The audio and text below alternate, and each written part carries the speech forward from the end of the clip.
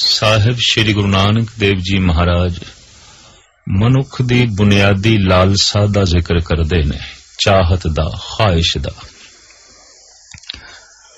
ਪ੍ਰਾਣਾਂ ਦੇ ਗਹਿਰੇ ਤਲ ਵਿੱਚ ਜੀਵਨ ਦੀ ਆਸ ਬੜੀ ਪ੍ਰਬਲ ਹੈ, ਜੀਵਨ ਦੀ ਲਾਲਸਾ ਬੜੀ ਪ੍ਰਬਲ ਹੈ।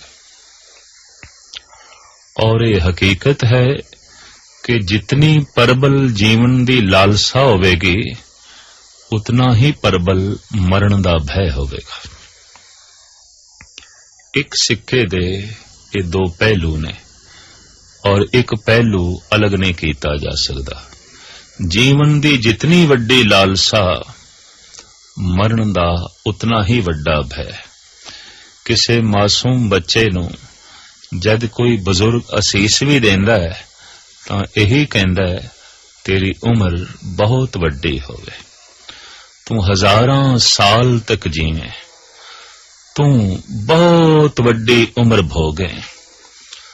तो बहुत वड्डी उम्र भोगना कोई असीस नहीं है, इनू आशीर्वाद नहीं समझना चाहिए। पृथ्वी दे उत्ते ऐसे दरख्त खड़े ने जिन्हां दी उम्र 2000 साल तो भी ज्यादा है।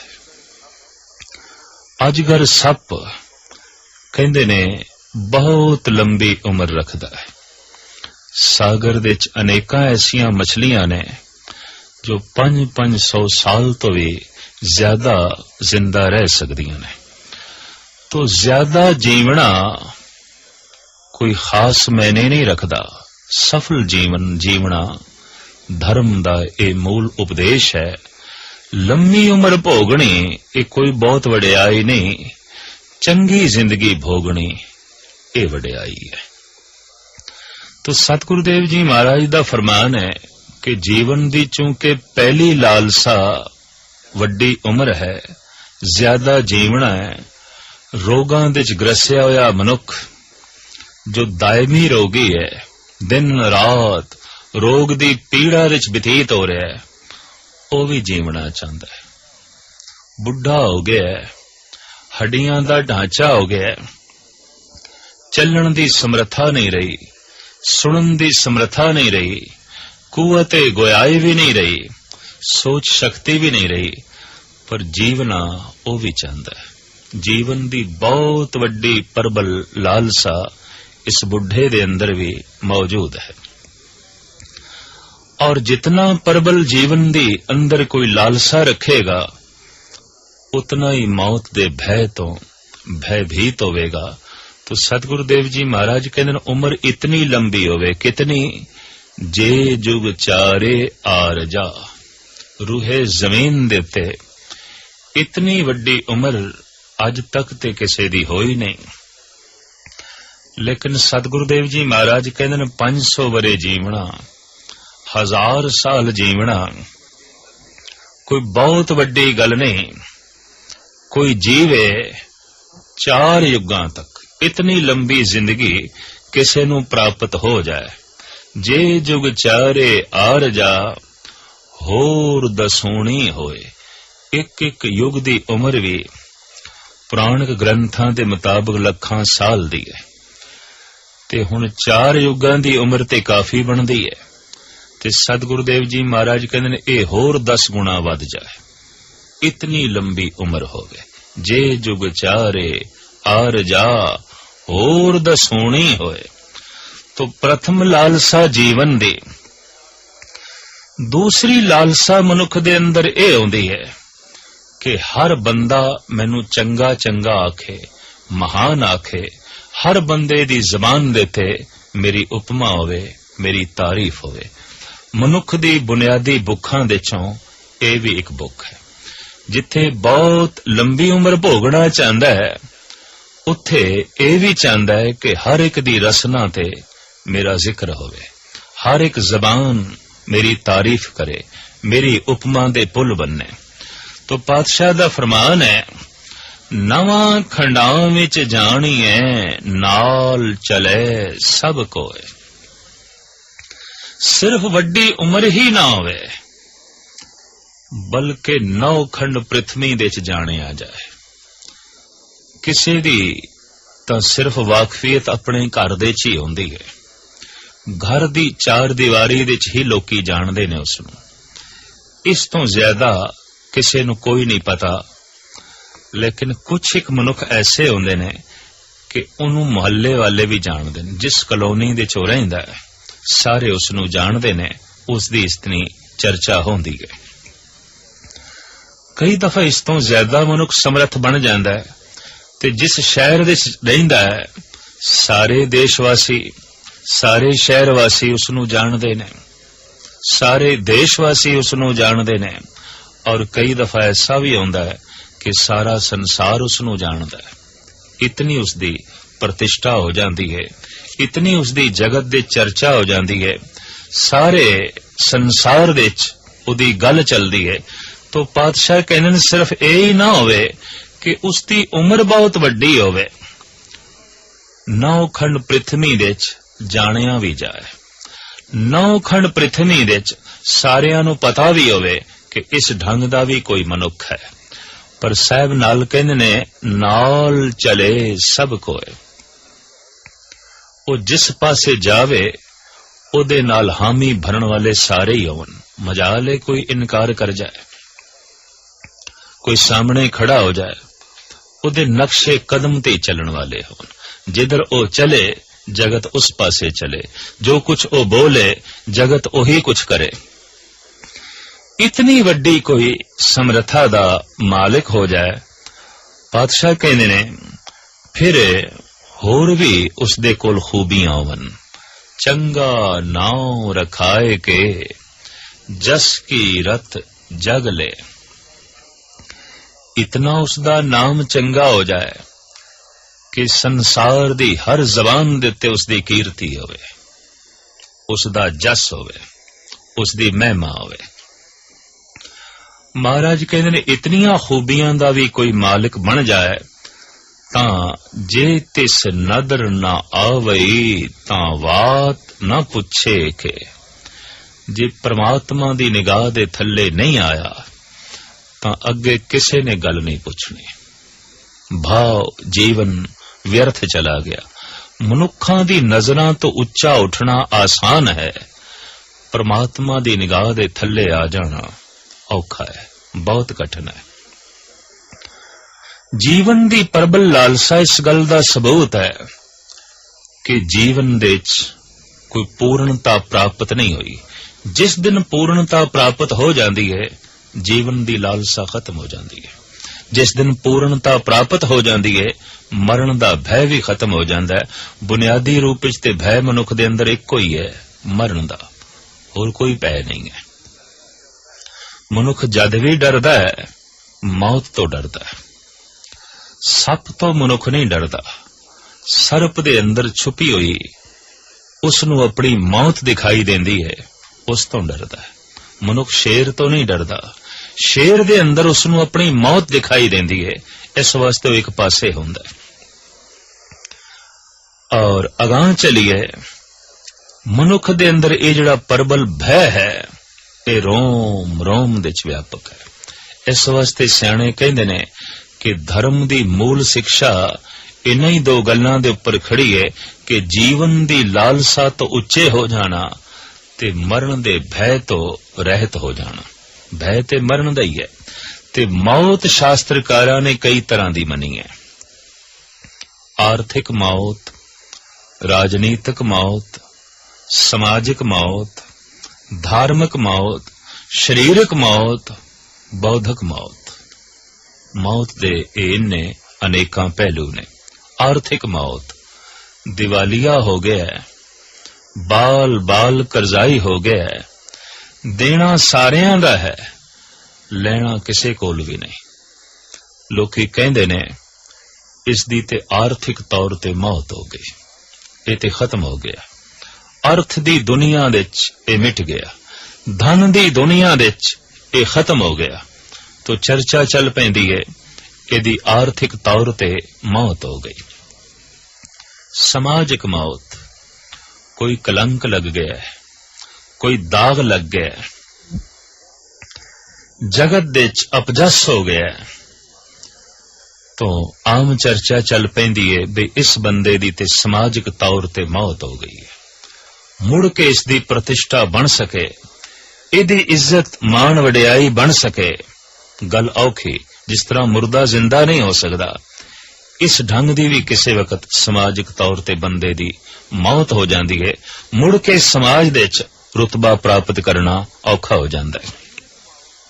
ਸਰੀਰਕ ਮੌਤ, ਆਉਂਦੇ ਹੋਏ ਸਵਾਸ ਨਾ ਆਵਨ, ਚੱਲਦੇ ਹੋਏ ਸਵਾਸ ਰੁਕ ਗਏ, ਸਰੀਰਕ ਮੌਤ। ਔਰ ਇਸੇ ਤਰੀਕੇ ਨਾਲ ਬੁੱਧੀ ਦੇ ਵਿੱਚ ਵਿਚਾਰਾਂ ਦੀ ਸ਼ਕਤੀ ਹੀ ਖਤਮ ਹੋ ਗਈ, ਆਉਂਦੇ ਹੋਏ ਵਿਚਾਰ ਰੁਕ ਗਏ। ਜੈਸੇ ਕਿ ਪਾਗਲ ਹੈ, ਇਹਦੀ ਬੌਧਿਕ ਤੌਰ ਤੇ ਮੌਤ ਹੈ, ਦਿਮਾਗੀ ਤੌਰ ਤੇ ਮਰ ਚੁੱਕਿਆ ਹੈ। ਸਰੀਰਕ ਤੌਰ ਤੇ ਜ਼ਿੰਦਾ ਹੈ, ਬੌਧਿਕ ਤੌਰ ਤੇ ਮੁਰਦਾ ਹੈ, ਪਾਗਲ। ਉਹਦੇ ਕੋਲ ਸਰੀਰ ਦੀ ਜ਼ਿੰਦਗੀ ਤੇ ਹੈ, ਉਹਦੇ ਕੋਲ ਬੌਧਿਕ ਜੀਵਨ ਨਹੀਂ ਹੈ, ਉਹਦੇ ਕੋਲ ਦਿਮਾਗੀ ਜ਼ਿੰਦਗੀ ਨਹੀਂ ਹੈ। ਤੇ ਬੌਧਿਕ ਜਿਸ ਦੇ ਕੋਲ ਜ਼ਿੰਦਗੀ ਨਹੀਂ ਹੈ, ਉਹ ਤੇ ਮਨੁੱਖਤਾ ਤੋਂ ਵੀ ਥੱਲੇ ਚਲਾ ਜਾਂਦਾ ਹੈ, ਬਲਕਿ ਪਸ਼ੂਆਂ ਤੋਂ ਵੀ ਕਈ ਦਫਾ ਜ਼ਿਆਦਾ ਥੱਲੇ ਚਲਾ ਜਾਂਦਾ ਹੈ।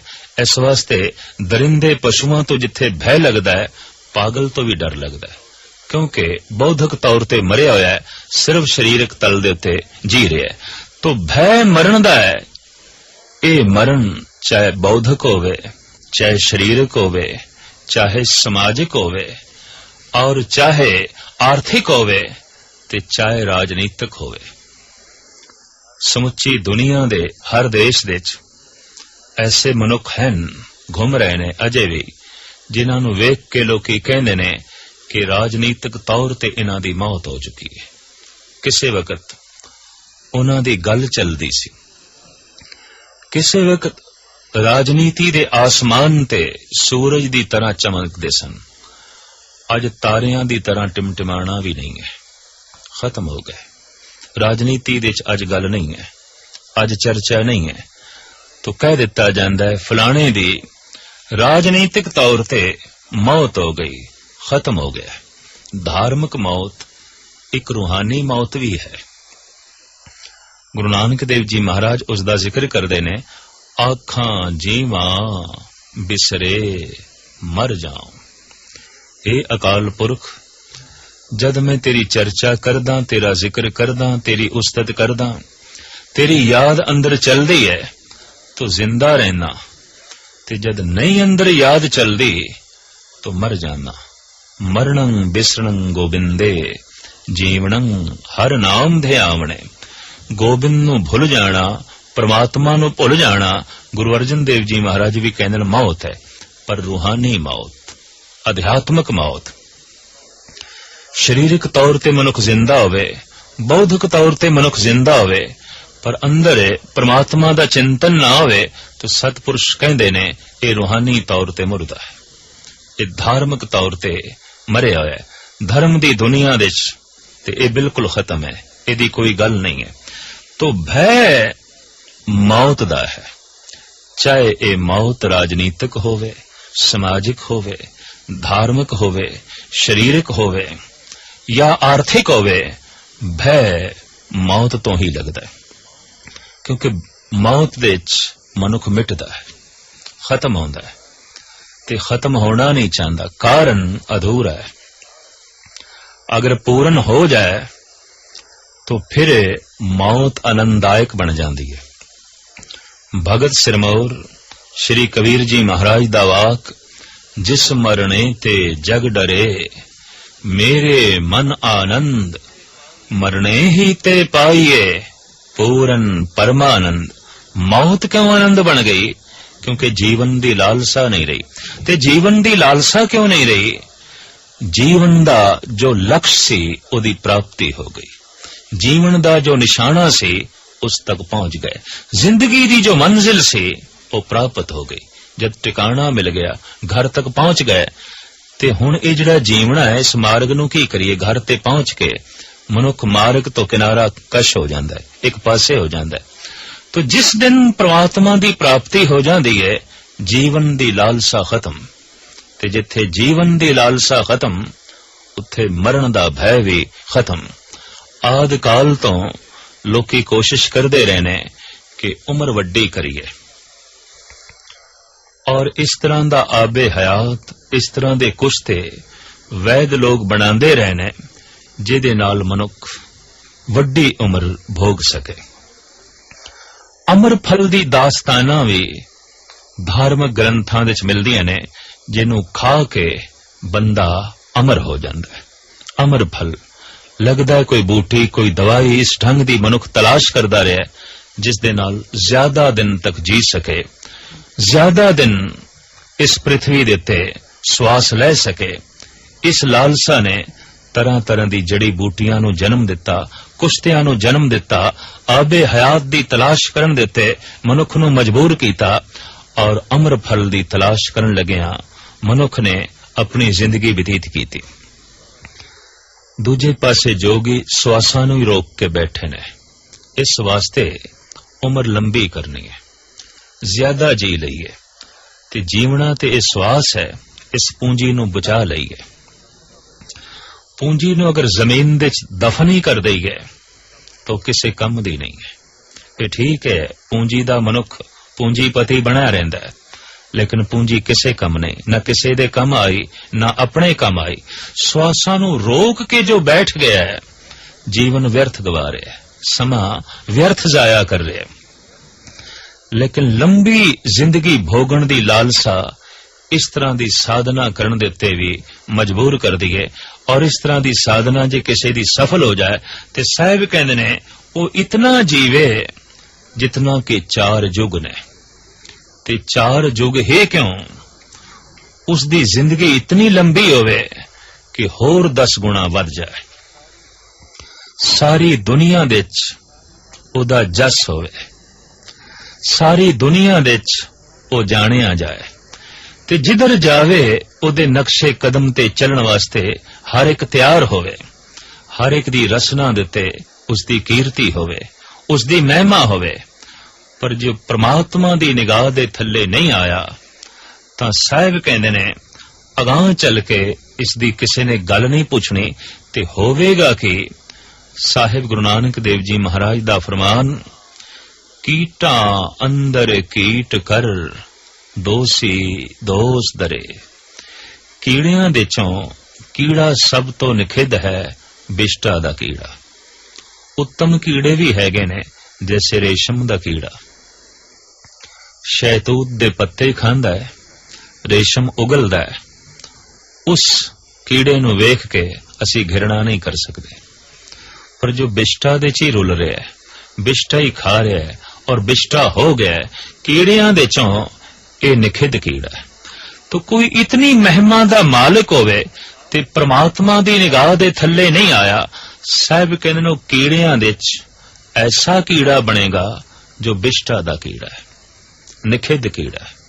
ਕੀਟਾ ਅੰਦਰ ਕੀਟ ਕਰ ਦੋਸੀ ਦੋਸ ਤਰੇ। ਇਸ ਦੋਸ਼ੀ ਦੇ ਉੱਤੇ ਤਰ੍ਹਾਂ ਤਰ੍ਹਾਂ ਦੇ ਦੋਸ਼ ਆਇਦ ਹੋਣਗੇ ਕਿ ਤੂੰ ਮਨੁੱਖ ਦੀ ਨਜ਼ਰਾਂ ਤੋਂ ਉੱਚਾ ਉੱਠਣ ਦੀ ਕੋਸ਼ਿਸ਼ ਕੀਤੀ, ਪਰਮਾਤਮਾ ਦੀ ਨਿਗਾਹ ਥੱਲੇ ਆਉਣ ਦੀ ਕੋਸ਼ਿਸ਼ ਨਾ ਕੀਤੀ।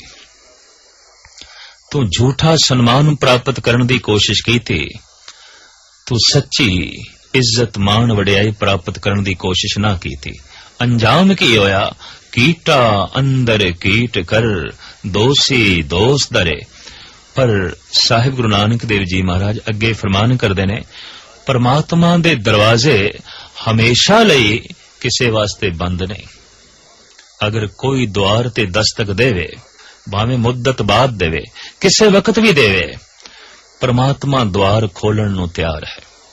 ਇਸ ਵਾਸਤੇ ਸਤਿਗੁਰੂ ਕਹਿੰਦੇ ਨੇ, ਨਾਨਕ ਨਿਰਗੁਣ ਗੁਣ ਕਰੇ, ਗੁਣਵੰਤਿਆਂ ਗੁਣ ਦੇ। ਉਹ ਐਸਾ ਬਖਸ਼ਿੰਦ ਹੈ, ਐਸਾ ਦਿਆਲੂ ਹੈ, ਜਿਹਦੇ ਕੋਲ ਕੋਈ ਵੀ ਗੁਣ ਨਾ ਹੋਵੇ ਪਰ ਉਸ ਦਾ ਦੁਆਰ ਖਟਖਟਾ ਦੇਵੇ, ਗੁਣਾ ਨਾਲ ਉਸ ਦੀ ਝੋਲੀ ਭਰ ਦਿੰਦਾ ਹੈ।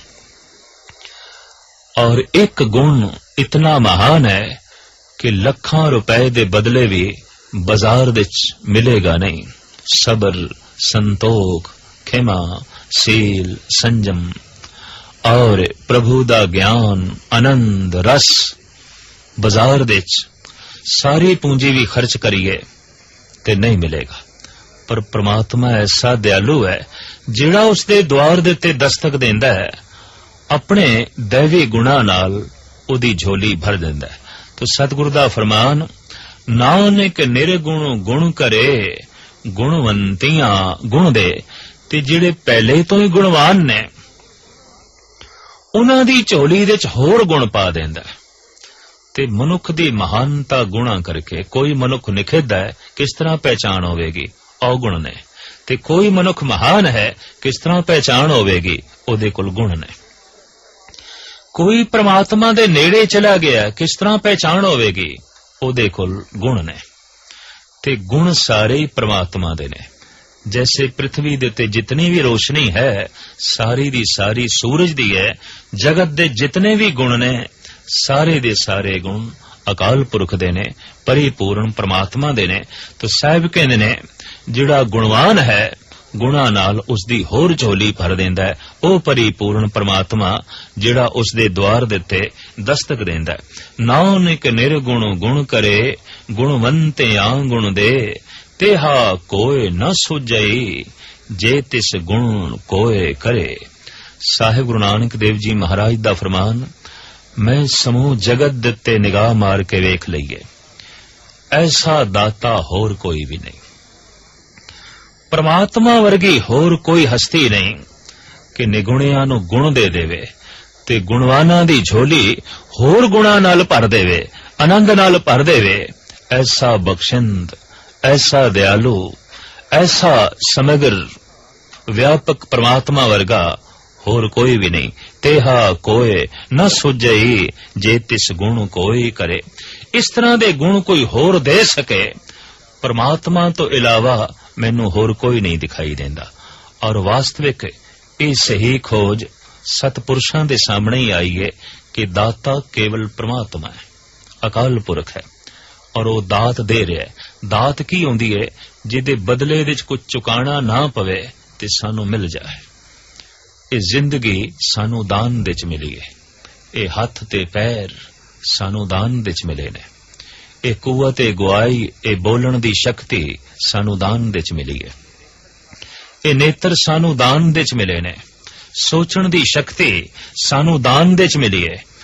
ਔਰ ਕੋਈ ਮਨੁੱਖ ਆਪਣੀ ਝੋਲੀ ਵੱਡੀ ਕਰੇ ਤਾਂ ਹੋਰ ਬਹੁਤ ਕੁਝ ਉਸ ਦੀ ਝੋਲੀ ਵਿੱਚ ਪੈ ਜਾਂਦਾ ਹੈ। ਉਹ ਦੇਣ ਨੂੰ ਹਰ ਵਕਤ ਤਿਆਰ ਹੈ। ਦਰਅਸਲ ਲੈਣ ਵਾਲੇ ਦੀ ਝੋਲੀ ਛੋਟੀ ਹੁੰਦੀ ਹੈ ਜਾਂ ਲੈਣ ਵਾਲਾ ਥੱਕ ਜਾਂਦਾ ਹੈ। ਦੇਂਦਾ ਦੇ, ਲੈਂਦੇ ਥੱਕ ਪਾਏ। ਲੈਣ ਵਾਲਾ ਹੀ ਥੱਕ ਜਾਂਦਾ ਹੈ, ਉਹ ਦੇਂਦਿਆਂ ਨਹੀਂ ਥੱਕਦਾ। ਐਸਾ ਉਹ ਦਾਤਾਰ ਹੈ, ਐਸਾ ਉਹ ਪਰਿਪੂਰਨ ਪਰਮਾਤਮਾ ਹੈ। ਇਸ ਵਾਸਤੇ ਸਾਹਿਬ ਸ੍ਰੀ ਗੁਰੂ ਨਾਨਕ ਦੇਵ ਜੀ ਮਹਾਰਾਜ ਫਰਮਾਨ ਕਰਦੇ ਨੇ, ਸਮਗਰ ਦੁਨੀਆ ਦੇ ਉੱਤੇ ਦ੍ਰਿਸ਼ਟੀ ਮਾਰ ਕੇ ਮੈਂ ਵੇਖ ਲਿਆ, ਤੇਹਾ ਕੋਏ ਨਾ ਸੁਝਈ। ਇਸ ਤਰ੍ਹਾਂ ਦਾ ਹੋਰ ਕੋਈ ਵੀ ਨਹੀਂ ਜਿਹੜਾ ਇਸ ਤਰ੍ਹਾਂ ਦੇ ਗੁਣਾਂ ਦੇ ਨਾਲ ਝੋਲੀ ਭਰ ਦੇਵੇ, ਰੱਬੀ ਦੈਵੀ ਸੰਪਦਾ ਦੇ ਨਾਲ ਮਾਲਾ ਮਾਲ ਕਰ ਦੇਵੇ। ਇਸ ਤਰ੍ਹਾਂ ਦਾ ਦਾਤਾ ਜਗਤ ਦੇ ਚ ਹੋਰ ਕੋਈ ਨਹੀਂ। ਅਕਸਰ ਦੇਖਣ ਦੇ ਚ ਆਇਆ ਕਿ ਬਹੁਤ ਦਫਾ ਮੰਗੀਏ ਵੀ ਤਾਂ ਵੀ ਮਨੁੱਖ ਨਹੀਂ ਦਿੰਦਾ, ਪਰ ਪ੍ਰਮਾਤਮਾ ਐਸਾ ਹੈ ਕਿ ਅਣਮੰਗਿਆਂ ਦਾਨ ਦੇਵਣਾ, ਕਹੋ ਨਾਨਕ ਸੱਚ ਸੰਭਾਲ ਜਿਓ। ਉਹ ਤੇ ਐਸਾ ਬਖਸ਼ਿੰਦ ਹੈ, ਉਹ ਤੇ ਐਸਾ ਦਿਆਲੂ ਹੈ, ਅਣਮੰਗਿਆਂ ਹੀ ਝੋਲੀ ਚ ਪਾ ਦਿੰਦਾ ਹੈ। ਮਾਂ ਬਾਪ ਮਿਲ ਗਏ ਨੇ, ਬਿਨਾਂ ਮੰਗ ਤੋਂ ਮਿਲੇ ਨੇ। ਔਲਾਦ ਮਿਲ ਗਈ ਹੈ, ਬਿਨਾਂ ਮੰਗ ਤੋਂ ਮਿਲ ਗਈ ਹੈ। ਸਰੀਰ ਮਿਲ ਗਿਆ ਹੈ, ਬਿਨਾਂ ਮੰਗ ਤੋਂ ਮਿਲ ਗਿਆ ਹੈ। ਹੱਥ ਪੈਰ ਮਿਲ ਗਏ ਨੇ, ਬਿਨਾਂ ਮੰਗ ਤੋਂ ਮਿਲ ਗਏ ਨੇ। ਸੂਰਜ ਦੀ ਰੋਸ਼ਨੀ ਬਿਨਾਂ ਮੰਗ ਤੋਂ ਮਿਲੀ ਹੈ। ਘਰ ਦੇ ਵਿੱਚ ਜੈਸੇ ਬਿਜਲੀ ਜਲਦੀ ਹੈ ਤੇ ਮਹੀਨੇ ਬਾਅਦ ਬਿੱਲ ਦਿੰਦੇ ਆ, ਸਦੀਆਂ ਤੋਂ ਸੂਰਜ ਰੋਸ਼ਨੀ ਦੇ ਰਿਹਾ ਹੈ, ਮੁਫਤ ਵਿੱਚ ਦੇ ਰਿਹਾ ਹੈ, ਦਾਨ ਵਿੱਚ ਦੇ ਰਿਹਾ ਹੈ। ਬਦਲੇ ਵਿੱਚ ਅਸੀਂ ਕੁਝ ਨਹੀਂ ਚੁਕਾ ਰਹੇ। ਤਾਂ ਐਸਾ ਉਹ ਪਰਿਪੂਰਨ ਪਰਮਾਤਮਾ ਦਾਤਾ ਹੈ। ਉਸ ਨਾਲ ਜੇ ਸੰਬੰਧ ਵਿਛਿੰਨ ਹੋ ਗਏ ਨੇ, ਟੁੱਟ ਗਏ ਨੇ, ਇਹ ਮਨੁੱਖ ਦੀ ਬਦਕਿਸਮਤੀ ਹੈ। ਤੇ ਟੁੱਟਣ ਦਾ ਇੱਕੋ ਇੱਕ ਕਾਰਨ ਹੈ, ਜੀਵਨ ਦੀ ਲਾਲਸਾ ਤੇ ਮਰਨ ਦਾ ਭੈ। ਹਰ ਵਕਤ ਜੀਵਨ ਦੀ ਲਾਲਸਾ ਦੇ ਚ ਰਹਿਣਾ ਤੇ ਹਰ ਵਕਤ ਮਰਨ ਦੇ ਭੈ ਦੇ ਚ ਰਹਿਣਾ।